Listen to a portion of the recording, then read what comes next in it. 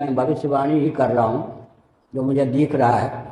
या तो मनुष्य बुद्धिपूर्वक महायंत्रों का प्रचुर आविष्कार प्रयोग बंद करे, और या फिर अगर मनुष्य विवेक पूर्वक बुद्धिपूर्वक ऐसा नहीं करता है तो भगवान की शक्ति प्रकृति, ब्रह्म शक्ति प्रकृति जो है, माया जिसको कहते हैं, उथली भाषा में अंग्रेजी में जिसको नेचर कहने लग गए हैं, वो फिर अपने हाथ में क्रांति ले लेती है। प्रकृति फिर महायंत्रों को नहीं सहेगी।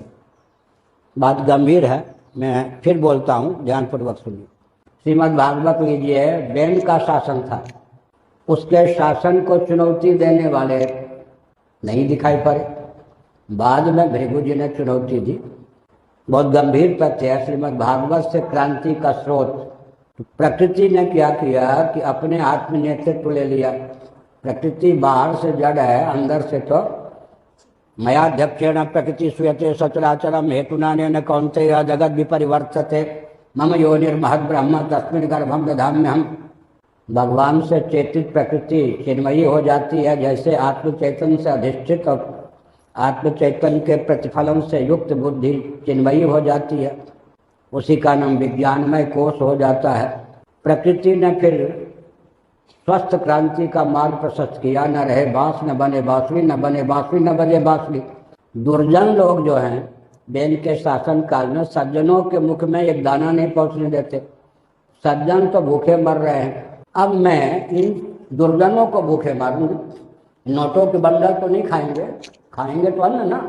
तो भूदेवी ने क्या किया, क्रांति का मार्ग प्रशस्त किया, अन्न देना ही बंद कर दिया। आखिर बीज डालेंगे, पृथ्वी पर निर्भर है अंकुर हो ना हो।